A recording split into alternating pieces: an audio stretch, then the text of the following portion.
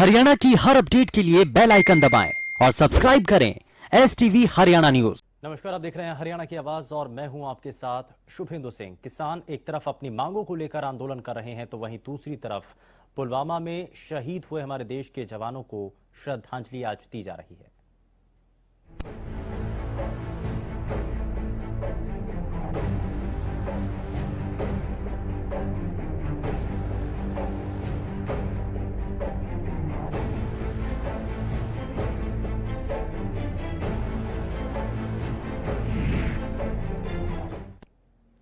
दरअसल किसान आंदोलन के दौरान किसान संगठन नेताओं की तरफ से अपनी रणनीति बदली गई और बदली हुई इस रणनीति के अंदर 14 फरवरी, 16 फरवरी और उसके बाद 18 फरवरी का एक कार्यक्रम निर्धारित किया गया, जिसमें 14 फरवरी यानी कि आज के दिन किसान संगठन नेताओं की तरफ से पुलवामा में शहीद हुए हमारे देश के जवानों को याद किया गया और इसके लिए अलग अलग जगहों पर श्रद्धांजलि सभाएं आयोजित की गई हैं। वहीं शाम 7 बजे कैंडल मार्च भी किसानों के द्वारा देश के अलग अलग हिस्सों में निकाला जाएगा।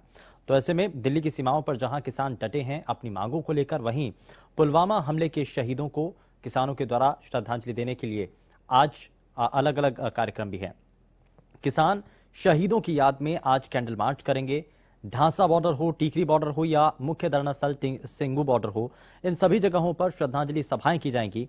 और हाल फिलहाल में कृषि मंत्री जेपी दलाल का बयान भी आया था और उस बयान को लेकर के घमासान भी हो चुका है। जेपी दलाल के बयान पर किसान गुस्से में हैं। किसानों की मौत पर संवेदनहीन बयान दिया था, जिसको लेकर के अब किसान लगातार सवाल उठा रहे हैं। और ऐसे में कई सवाल भी हैं। सवाल यह कि पुलवामा हमले के शहीदों को आप कैसे याद कर रहे हैं? आप क्या मानते हैं? क्यों किसानों की मौत पर आखिर सरकार गंभीर नहीं है? जहां एक तरफ सरकार का यह कहना है कि वो इस पूरे आंदोलन को पवित्र मानती है, प्रधानमंत्री के द्वारा इस बात को कहा गया, तो क्यों आखिर समाधान के रास्ते नहीं खोल रहे हैं? किसानों पर गैर जिम्मेदाराना बयान आखिर क्यों दिया जा रहा है? शहीदों की याद में कैंडल मार्च पर आपकी राय क्या है? इस पर आप कहना क्या चाहते हैं? आखिर कब तक किसानों की मांगे पूरी हो पाएंगी, जिसके लिए एक लंबे समय से आंदोलन किया जा रहा है? और आखिर कब तक देश का अन्नदाता अपने घर-बार को छोड़कर, खेत खलिहानों को छोड़ करके यूं ही बॉर्डर पर बैठा रहेगा? ये ऐसे कई सवाल हैं जो कि आपके जहन में भी होंगे, लेकिन इस पर आपका क्या कहना है वो आप इस मंच के जरिए जुड़ करके बता सकते हैं। जींद से स्पीच कॉलर दिलेर हमारे साथ कार्यक्रम में जुड़ चुके हैं। बहुत स्वागत है दिलेर, बताइए क्या कहना चाहते हैं आप? किसान 81 दिन हो गए जी बैठे हैं वहाँ पर, सरकार इनकी कोई सुनवाई नहीं करेगी जी। तो भी सरकार को भी चाहिए इनके बारे में सोचना कुछ जी। ऐसे है जी, कुछ इसमें कानून में है तभी तो इधर बैठे हैं किसान। ठीक है दिलेर, बहुत शुक्रिया, जुड़े आप हमारे साथ। और ये लगातार हम अपने सभी दर्शकों को तस्वीरें भी दिखा रहे हैं। और बीके सिंह हमारे साथ अगले कॉलर कार्यक्रम में जुड़ चुके हैं। बीके सिंह जी, बहुत स्वागत है आपका कार्यक्रम में। और आज के इस कार्यक्रम को लेकर के हम यहाँ ये सवाल कर रहे हैं कि आखिर जब किसान संगठन नेताओं की तरफ से अपनी रणनीति में बदलाव किया गया है तो इसको लेकर के क्या मानना है, क्या कहना है आपका? और आज अलग अलग जगहों पर श्रद्धांजलि सभाएं भी की जा रही हैं, कैंडल मार्च शाम को निकाला जाएगा, इसको लेकर के क्या मानते हैं आप? बहुत बहुत साधुवाद जी आपको और आपकी पूरी हरियाणा न्यूज टीम को, हमारी नागा बाबा पूर्णानंद मंगलानंद सेवा समिति नंदगांव की तरफ से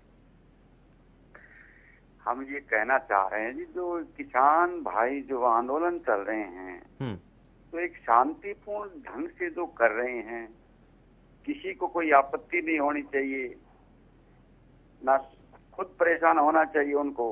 और सबसे पहले तो मैं मोदी जी ने जो ये तारीफ करना चाहूंगा, जो ये 3 जो कानून बनाए हैं, हमें भी मीडिया के माध्यम से पता चला है समिति को, इतने मतलब जितना किसान जो भाई जो इसका जो विरोध कर रहे हैं वो इतने खराब नहीं है, इसमें काला कुछ भी नहीं है। 3 कानून किसान भाइयों के लिए तो बहुत ही फायदेमंद दिखाई दे रहे हैं। जब कई स्टेटों ने इनको खुशी जताई है, किसान जो कानून है किसान भाइयों के लिए कई स्टेटों ने, तो कुछ न कुछ तो इसके अंदर ठीक है।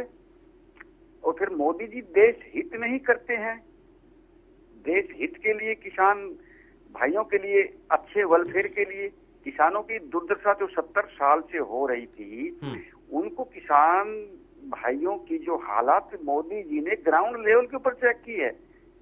मोदी जी को अच्छी तरह पता है कि आम किसान की क्या सिचुएशन है। एक छोटा किसान एक चटनी रोटी खा करके क्या क्या सुविधाएं प्राप्त करता है, क्या उसको सुविधाएं प्राप्त नहीं होती, पर्याप्त साधन होते नहीं, क्या क्या तकलीफें होती हैं। क्योंकि मोदी जी को उनके बारे में बिल्कुल फीडबैक लेकर के, और राहुल गांधी जी को तो ये भी नहीं पता छोटा किसान क्या करता है, बड़े किसान किसकी खेती करते हैं। वो तो मोस्टली विदेश में रहते हैं, उनको तो ये भी नहीं पता कौन से मौसम में कौन सी फसल होती है। अब राहुल गांधी जी से मैं पूछना चाहूंगा, 70 सालों में उन्होंने किसानों के लिए क्या कदम उठाए, पहले तो वो बताए। और राहुल जी ये बताए मीडिया के माध्यम से, जो 3 कानून मोदी जी के द्वारा बने हुए हैं उनमें मतलब डिफेक्ट क्या है, वो तर्क सहित बता दे, डिस्कस कर लो। मोदी जी के साथ कर लीजिए या मीडिया के माध्यम से किसी भी वरिष्ठ भाजपा नेता के साथ कर लीजिए, लेकिन वो तो संसद छोड़कर भाग जाते हैं अपनी टीम के ऊपर। तो जो युद्ध क्षेत्र होता है रणभूमि में, जो अक्षत्रिय होते हैं वो पीठ दिखाकर नहीं भागते, वो रणभूमि में डटकर मुकाबला करते हैं। तो राहुल जी विपक्ष के नेता हैं और पुराने नेता हैं, मान लीजिए इनके हाथ में काफी सालों से चाबी रही है, तो पीठ दिखाकर भागना लोकसभा से ये कौन सा तुक की बात है, वो भी अपनी टीम के साथ, और फिर कॉफी पीना आराम से। अगर किसान भाइयों की इन्होंने चिंता करनी है तो मोदी जी से आंखों में आंखें मिलाकर बात क्यों नहीं करते। ठीक है, ये अलग अलग चीजें हैं, ये अलग अलग चीजें हैं, और इन सभी चीजों को लेकर के आप सभी अपनी बातें साझा कर सकते हैं। बहुत शुक्रिया बीके यादव जी, आप जुड़े हमारे साथ कार्यक्रम में। अगले कॉलर गुरुग्राम से राम हमारे साथ जुड़ चुके हैं। बहुत स्वागत है राम, बताइए क्या कहना चाहते हैं। शुभेंदु जी नमस्कार। नमस्कार जी, बताइए। सबसे पहले तो मैं पुलवामा में अपने लालों शहीद होने पे सब नमन करता हूँ, लेकिन यहाँ मैं बताना चाहता हूँ शुभेंदु जी, ये पुलवामा में शहीद क्यों? जब मोदी जी ने कितने बड़े बड़े भाषण दिए थे आपके चैनलों के माध्यम से, 56 इंच का भी कहा गया, 1 के बदले 10 लाऊंगा, उरी हुआ, पठानकोट हुआ, और भी बहुत हुए, आखिर ऐसा क्यों हुआ? ये सोचने का विषय है। लेकिन हमारी देश की जनता, भारत माँ कुछ अज्ञानता के कारण भटक गई है। मैं पहले भी आपको कई बार बता चुका हूँ, ये जो मंदिर मस्जिद और तलाक वगैरह हैं, चंद दिनों के मेहमान हैं, और समस्या कहाँ खड़ी हो रही है? महंगाई, भ्रष्टाचार और उसके ऊपर। अब हमारे ये प्रधानमंत्री जी भी कह रहे हैं और उनके भक्त भी कह रहे हैं कि एमएसपी रहेगी, मंडियां रहेगी। मैं आपको यहाँ बताना चाहता हूँ, आप इस कानून को लागू कर दो, ये किसान चले जाएंगे। मोदी जी को भी कहने की जरूरत नहीं, भक्तों को कहने की जरूरत नहीं है। एमएसपी और मंडियां खुद ब खुद खत्म हो जाएगी। जब किसान का माल जो हो जाएगा, खेत में से खरीद लिया जाएगा, उसको खेत में लाने की जरूरत पड़ेगी। समस्या है महंगाई बढ़ेगी शुभेंदु जी, महंगाई दिनों दिन बढ़ती जा रही है, उस पर ध्यान नहीं है, उस चीज के ऊपर ध्यान दो। अब जैसे मैं आपको बताना चाहता हूं, जैसे नंबर प्लेट है, नंबर प्लेट को एक आम आदमी 100 रुपए में तैयार कर सकता है, लेकिन निजी बंदों को देकर और लाइन में खड़ा कर दिया, कितनी बड़ी बड़ी लाइनें लग रही है, 900 रुपए खर्चा आ रहा है नंबर प्लेट का। इसलिए मेरा कहने का मतलब यह है कि चंद जो आम जनता है ना, आम जनता से रोजगार छीन के चंद बंदों को दिया जा रहा है, और ये सोचने का विषय है और ये समझना पड़ेगा। जब तक इंसान गिरता नहीं तब तक खड़ा नहीं होता। तो ये जब आएगा तो आपको पता लग जाएगा कि मोदी जी ने क्या किया है। हम भटक गए हैं सिर्फ तलाक के ऊपर, मस्जिद के ऊपर और उसके 370 पे। ये आने वाला समय बताएगा। हमारे बेवकूफ नहीं थे पूर्वज, उन्होंने किसी कारण के ही से तलाक हो या 370 मंदिर बनाए थे। आज से 1500 साल पहले जब मुसलमान नहीं था, सारे भारत के अंदर मंदिर ही थे। लेकिन कौरव पांडव का इतिहास भी आपको पता होना चाहिए, वो हिंदू थे, राम भी और हिंदू थे। इन चीजों को समझना होगा। जब तक आप इन चीजों को शुभेंदु जी नहीं समझोगे ना, हम इसी तरह भटक लेंगे और आने वाले हालात और भी खराब होंगे। ये बार बार कह रहे हैं 70 साल, ये राफेल वगैरह हो या क्या नाम, जितने परमाणु हो या ये कॉलेज या हॉस्पिटल पहले नहीं बने क्या? या कभी ऐसा नहीं है कि 70 साल में नहीं। सारी चीजों का आरोप ठीक नहीं है। समय के मुताबिक सारे काम होते हैं और आगे भी होंगे। मैं ये नहीं कहता कि नहीं होंगे, लेकिन समस्या है कि महंगाई की तरफ ध्यान दो, भ्रष्टाचार पे ध्यान दो, बेरोजगारी पे ध्यान दो। जब तक इसीलिए बार बार ये सवाल उठ रहा है कि किसानों के द्वारा आज जब श्रद्धांजलि सभाएं की जाएंगी और अलग अलग जगहों पर अभी भी की जा रही हैं। शाम को कैंडल मार्च भी होगा। तो इन सब चीज़ों को आप किस तरीके से देख रहे हैं? खैर, बहुत शुक्रिया राम, आप जुड़े हमारे साथ कार्यक्रम में, आपने अपनी बातों को साझा किया इस मंच के जरिए। और यही इस मंच की खूबी है कि हर तरीके से यहाँ पर आप अपनी बातों को साझा कर सकते हैं। आपकी जो विचार हैं वो इस मंच के जरिए आप अपनी बातों को रख सकते हैं, बता सकते हैं कि क्या आज के इस विषय पर आप कहना चाहते हैं। दरअसल ये हम लगातार आपको तस्वीरें भी दिखा रहे हैं, साथ ही साथ कई सवाल भी हैं। सवाल ये कि आखिर क्यों आखिर किसानों की जो अभी तक कई किसानों की दुखद मौत हो चुकी है, लेकिन इसके बावजूद भी सरकार इस पर गंभीर क्यों नहीं हो रही है? ये अपने आप में कई बड़े सवाल हैं। आखिर किसानों पर गैर जिम्मेदाराना बयान क्यों दिए जा रहे हैं और क्या यही एक बड़ा कारण है जिस वजह से ये पूरे आंदोलन को लेकर किसानों की नाराजगी देखने को मिलती है, वो इसको लेकर के आहत होते हैं और जो गतिरोध है वो इस पर बन जाता है। तो ये ऐसी कई चीजें लगातार टीवी स्क्रीन पर आप देख रहे हैं, नंबर भी फ्लैश हो रहे हैं जिनके जरिए आप सीधे हमारे इस मंच के साथ जुड़ पाएंगे। तो किसानों के आंदोलन का 81वां दिन है। वहीं आपको बता दें कि 14 फरवरी का दिन इतिहास में जम्मू कश्मीर की एक दुखद घटना के रूप में दर्ज है। पुलवामा हमले के 2 बरस बीत गए, लेकिन उस घटना के जख्म आज तक हमारे जहन में हैं। जम्मू कश्मीर और जो जिस तरीके से नेशनल हाईवे पर जब आतंकवादियों ने विस्फोटक भरी एक कार से सीआरपीएफ के काफिले पर हमला किया था, तो उसका दर्द हमारे दिल में आज भी है। और इसी को लेकर के किसानों ने भी आज कैंडल मार्च निकालने के लिए पहले से ही आह्वान किया है और इसके लिए किसानों ने श्रद्धांजलि शहीदों को दी है। वहीं आपको बता दें कि इस आत्मघाती हमले में सीआरपीएफ के 40 जवान शहीद हो गए थे और कई गंभीर रूप से घायल हुए थे। धमाका इतना ज्यादा भयंकर था कि बस के परखच्चे उड़ गए थे और उसके बाद कई सवाल हालांकि उठे। इसको लेकर के आपका क्या मानना है? क्योंकि मौजूदा वक्त में पुलवामा हमले के शहीदों को याद किया जा रहा है, किसानों के द्वारा याद किया जा रहा है और सवाल बार बार यही है कि आखिर दिल्ली की सीमाओं पर जो किसान डटे हुए हैं, कब तक वो यूं ही डटे रहेंगे? वो न सिर्फ अपनी लड़ाई लड़ रहे हैं बल्कि जो देश के जवान हैं उनको भी इस दौरान याद किया जा रहा है, उनके कामों को सराहा जा रहा है और साथ ही साथ किसान शहीदों की याद में कैंडल मार्च आज करेंगे। ढांसा बॉर्डर हो, टीकरी बॉर्डर हो या फिर सिंघू बॉर्डर की बात करें तो वहां पर भी श्रद्धांजलि सभा आयोजित इस दौरान की गई हैं। कृषि मंत्री जेपी दलाल के बयान को लेकर के भी यहां चर्चाएं जोरों पर हैं। इसको लेकर के भी कई लोगों ने सवाल उठाया है, लेकिन आपको क्या लगता है अब ये आंदोलन क्या मजबूती से आगे बढ़ रहा है? जयदेव अगले कॉलर हमारे साथ कार्यक्रम में जुड़ चुके हैं। बहुत स्वागत है जयदेव जी आपका कार्यक्रम में, बताइए क्या कहना चाहते हैं? और किसान भी किसानों के हैं, इसलिए मोमबत्ती कैंडल किया जा रहा है। ये इनकी जल्दी से जल्दी मांगे मान के नर इनको ठीक करना चाहिए। जी ठीक है, बहुत शुक्रिया जयदेव, जुड़े आप हमारे साथ। और कैथल से जयदेव हमारे साथ कॉलर कार्यक्रम में जुड़े, जिन्होंने अपनी बातों को साझा किया, बताया कि किसानों की जो मांगे हैं उनको जल्द से जल्द स्वीकार किया जाना चाहिए। लेकिन आगे इस आंदोलन को आप किस तरीके से देखते हैं? क्योंकि आज की जिस तरीके से रणनीति के तहत कैंडल मार्च आज निकाला जा रहा है और श्रद्धांजलि सभाएं इससे पहले की जा रही हैं, शहीदों को नमन किया जा रहा है, उनको याद किया जा रहा है, लेकिन इसके बाद आगे आंदोलन के दौरान जो है रेल रोको अभियान भी किया जाएगा। शंकर इस बीच अगले कॉलर हमारे साथ कार्यक्रम में जुड़ चुके हैं। बहुत स्वागत है शंकर, बताइए क्या कहना चाहते हैं आप?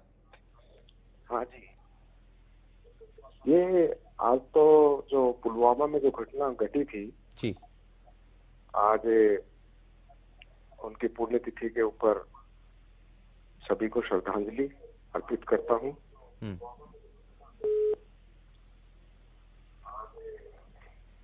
शंकर बताइए। हाँ जी, हाँ, और ये जो किसान आंदोलन चल रहा है, ये जो किसान आंदोलन चल रहा है, ये सरकार इसको जितना लंबा खींच रही है तो नहीं। चलिए, बहुत शुक्रिया शंकर, जुड़े आप हमारे साथ। और हम अपने सभी दर्शकों से एक दरख्वास्त करना चाहते हैं कि जब भी आप कार्यक्रम में कॉल करें तो कृपया अपने टीवी सेट का वॉल्यूम थोड़ा सा कम कर लें, ताकि आपकी आवाज़ जो प्रदेश और देश की जनता है वो आसानी से सुन और समझ सके। तो लगातार हम सवाल भी आपको दिखा रहे हैं कि आज विषय क्या है, किसानों का जो आंदोलन है वो कैसे आगे बढ़ रहा है और क्या इस रणनीति के तहत सरकार के साथ होने वाली बातचीत पर असर पड़ेगा। पृथ्वीराज अगले कॉलर हमारे साथ कार्यक्रम में जुड़ चुके हैं। बहुत स्वागत है पृथ्वीराज जी आपका कार्यक्रम में, बताइए क्या कहना चाहते हैं। जी आपका थैंक यू। सबसे पहले तो जो आज के दिन हमारे देश के जवानों के ऊपर जो हमला हुआ था आतंकवादी, उनको मैं तहे दिल से बहुत ही उनको सलाम करता हूं। और देखिए दूसरी बात कि हमारे देश के जो जवान और किसान, इन्होंने कब कुर्बानी नहीं, हमेशा हमारे जवान अपनी सीमाओं की रक्षाओं के लिए समय समय पर हम देखते हैं कि वो तिरंगे में वहां से लिपट करके अपने घर आते हैं, जिसके ऊपर हर हिंदुस्तानी बड़े ही गर्व करता है, क्योंकि वो हमारा जवान हमारे लिए शहीद होकर हमारे घर आता है। और रहा बात किसान की, और किसान ने कब कुर्बानी नहीं दी अपने देश के लिए, अपने खून पसीने से सींची हुई फसल को वो धरती का सीना चीर करके हमें खिलाता है एक अनाज के दाने की। आज उस किसान के साथ दिल्ली बॉर्डर पर जो हो रहा है, हिंदुस्तान ही नहीं पूरा विश्व आज हमारी तरफ देख रहा है कि हमारे देश की जो ऊपर बैठी सरकारें हैं वो उनको क्या संदेश देना चाहती है। और अभी आपका ये चैनल के द्वारा हमें पता लग रहा, जेपी दलाल जी है कोई, उन्होंने कृषि मंत्री हरियाणा के, उन्होंने जो बयान दिया है, तो इससे पता लगता है कि उनके परिवार यानी कि बीजेपी आरएसएस, इनके परिवार की किसानों और जवानों के प्रति कैसी सोच होगी, ये दर्शाया जाता है इन लोगों के बयान। ये बयान कोई वैसे नहीं देते हैं, बड़े जानबूझकर ये लोग बयान देते हैं। आप देखते होंगे जब इन्हें राजनीतिक वोट लेनी होती है, कोई भी राजनीतिक पार्टी है, जब राजनीतिक वोट लेनी होती है, तब तो ये किसानों के कंधे के ऊपर हाथ रखकर खड़े हो जाते हैं कि हमारे किसानों ने ये नहीं किया, ये हमारी सरकार ने किया, ये हमारे नेता ने किया, ये 56 इंच ने किया। और जब कोई किसान के ऊपर उंगली उठाते हैं, उनको आतंकवादी बताया जाता है, उनको माओवादी बताया जाता है, तब वो सरकार के बड़े नेता छाती ठोक करने कहते हैं कि 56 इंच के सीने वाले ने ये बात कही है कि हमारा किसान हमारा देश का गद्दार है। सर जी, तो मैं ये कहता हूँ इसमें कई चीजें हैं। खैर बहुत शुक्रिया पृथ्वीराज, जुड़े आप हमारे साथ। अगले कॉलर रोहतक से मनदीप हमारे साथ कार्यक्रम में जुड़ चुके हैं। बहुत स्वागत है मनदीप, बताइए क्या कहना चाहते हैं। नमस्ते सर। नमस्कार जी, बताइए। सर मैं ये कहना चाहता हूँ, क्या ये बीजेपी सरकार हमको नक्सलवादी और खालिस्तानी कहती है? सर मैं ये कहना चाहता हूँ कि बीजेपी सरकार हमको नक्सलवादी और खालिस्तानी कहती है। हम 81 दिन से बॉर्डर पर बैठे हुए हैं, प्रधानमंत्री ने कभी हमारा जिक्र किया है कि आप बातचीत के लिए आओ, मैं आपसे बातचीत करूंगा? कभी इनके मंत्री कहते हैं कि ये जो किसान मरे हैं ये घर पे मरने थे, इनके ये जो ऐसे ऐसे बयान आते हैं ये बहुत थे बताते हैं किसानों को। तो ये अपनी बातों से और ये अपने आप में देशभक्त बने दिखते हैं। जब ये पुलवामा में अटैक हुआ 2019 में, तो इन्होंने इसकी सीबीआई जांच क्यों नहीं करवाई, जैसे सुशांत केस में करवाई थी? ठीक है, बहुत शुक्रिया मनदीप, जुड़े आप हमारे साथ। और यहाँ आप कई चीजें, क्योंकि किसानों के इस आंदोलन को लेकर के आगे किस तरीके से सरकार इस पर विचार करती है, क्या बातचीत आगे बढ़ पाती है, और संयुक्त किसान मोर्चा जिसके आह्वान पर ही अलग अलग जगहों पर आप चाहे कैंडल मार्च हो या फिर आगे किसान आंदोलन के दौरान आप रेल रोको अभियान हो, इन सभी चीजों को कैसे किया जाएगा, ये लगातार हम आप तक जानकारी पहुंचा रहे हैं। लेकिन पुलवामा हमले के शहीदों को आप कैसे याद कर रहे हैं, इस पर आप भी बता सकते हैं, क्योंकि ये घटना हर किसी के दिल में आप एक घर कर चुकी है। बहुत हद तक आहत हुए और आम लोगों के में इस पूरी घटना को लेकर के एक आक्रोश भी नजर आया। गुरुग्राम से सरिता अगली कॉलर हमारे साथ कार्यक्रम में जुड़ चुके हैं। बहुत स्वागत है सरिता, बताइए क्या कहना चाहती हैं आप। You are my favorite. लगता है कुछ चीजें, और हम ये बेहद संजीदा मामला है और बेहद गंभीर ये मामला है, और ऐसे में हमें बड़ी गंभीरता के साथ इस विषय को देखना होगा। लेकिन देश का अन्नदाता जब बॉर्डर पर डटा हुआ है, देश का अन्नदाता जब रुका हुआ है, तो ऐसे में ये जरूर हमें देखना चाहिए कि कैसे सरकार को किसानों के साथ बातचीत करनी होगी, कैसे सरकार को आगे आकर के किसानों की इन परेशानियों को हल करना होगा, और किसानों की अभी तक कई किसान इस दौरान उनकी दुखद मौत हो चुकी है, लेकिन सरकार इस पर कितना गंभीर है? सरकार के द्वारा और खास करके प्रधानमंत्री के द्वारा जब ये कहा गया है कि वो किसानों को लेकर के इस पूरे आंदोलन को पवित्र मानते हैं, तो कैसे इस आंदोलन के लिए हल निकाला जाएगा? कई सवाल हैं और इन सवालों का अगर आपके पास जवाब है या आप इस पर कुछ अपनी बात रखना चाहते हैं, आप कुछ बताना चाहते हैं, तो ये इस मंच के जरिए जुड़ करके आप हमें बता सकते हैं। हरियाणा की आवाज के जरिए आप भी जुड़ सकते हैं, बता सकते हैं कि इस विषय पर आप क्या कहना चाहते हैं। भिवानी से नरेश हमारे साथ अगले कॉलर कार्यक्रम में जुड़ चुके हैं। नरेश, बहुत स्वागत है, बताइए। नमस्कार सर। नमस्कार जी, बताइए। सर, सबसे पहले जो पुलवामा हादसा हुआ था, उन सभी शहीदों को श्रद्धांजलि आपके चैनल के माध्यम से। और सर, जो ये बीजेपी के नेता हैं, किसानों को दर्द कुछ तो हो रहा है, कुछ और ऐसे बयान, गैर जिम्मेदार बयान देकर इनको मतलब भड़काना चाह रहे हैं, ये अच्छी बात नहीं है। आपके माध्यम से मैं ये कह रहा हूँ, कम से कम सोचकर कुछ बोले। इतने देश का वो कृषि मंत्री पूरे हरियाणा का, और ऐसा बयान देना उसे शोभा नहीं देता। मैं इसी कड़े निंदा करता हूँ जी। चलिए, बहुत शुक्रिया नरेश, जुड़े आप हमारे साथ। और जिस तरीके की पुलवामा के अंदर घटना हुई, और जाहिर तौर पर देश के हर एक नागरिक के मन में एक आक्रोश है, गुस्सा है, और इसीलिए जिस वक्त ये 2 साल पहले जब ये घटना हुई, तो उसके बाद अब लगातार आम लोगों की तरफ से भी इस पर प्रतिक्रियाएं देखने को मिल रही थी। लेकिन पुलवामा हमले के 2 बरस बीतने के बाद इस घटना को लेकर के आज ये माना जा रहा है कि आज भी इसके जो जख्म हैं हमारे दिलों में आज भी हरे हैं, ताज़ा हैं। लेकिन जिस तरीके से कश्मीर के पुलवामा में आतंकवादियों ने विस्फोट से भरी एक कार से सीआरपीएफ के काफिले पर कायराना हमला किया था, और इस आत्मघाती हमले में सीआरपीएफ के 40 जवान शहीद हो गए थे और कई इस दौरान जवान हमारे घायल हुए थे। धमाका इतना ज्यादा भयंकर था कि बस जिसके अंदर हमारे जवान थे उसके परखच्चे तक उड़ गए थे। आत्मघाती इस धमाके के बाद लोग कुछ समझ पाते उससे पहले ही आतंकियों ने सीआरपीएफ की 78 गाड़ियों के काफिले पर ताबड़तोड़ गोलीबारी शुरू कर दी थी। उचाना से अगले कॉलर हमारे साथ दादर कार्यक्रम में जुड़ चुके हैं। बहुत स्वागत है सर, बताइए क्या कहना चाहते हैं। हाँ जी, बहुत स्वागत है, बताइए जी। हाँ जी, दादर जी बताइए आप। हाँ जी, नमस्कार जी। जी बताइए। हाँ जी, हाँ जी।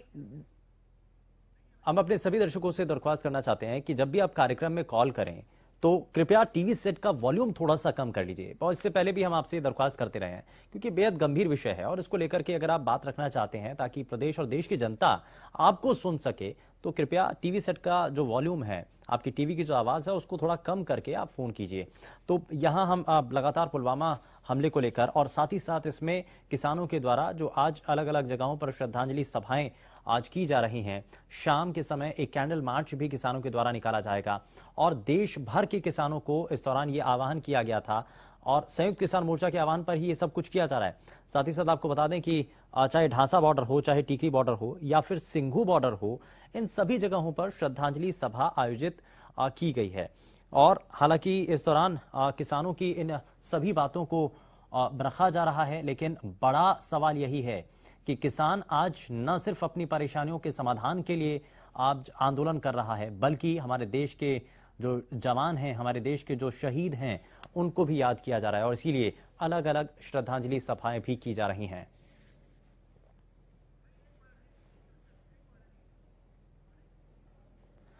और अगले कॉलर विकास हमारे साथ कार्यक्रम में जुड़ चुके हैं। बहुत स्वागत है विकास, बताइए क्या कहना चाहते हैं।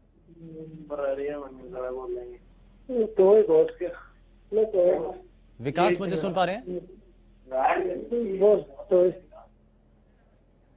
लगता है शायद संपर्क नहीं हो पाया, लेकिन ये इस पूरे कार्यक्रम के दौरान कई यहाँ पर राय दी गई हैं, कई सुझाव आए हैं और साथ ही साथ किसानों के इस आंदोलन को लेकर ये माना जा रहा है कि सरकार को इस पर जल्द से जल्द गंभीरता के साथ कदम उठाने चाहिए ताकि जो किसानों का आंदोलन है वो एक निष्कर्ष तक पहुंचे और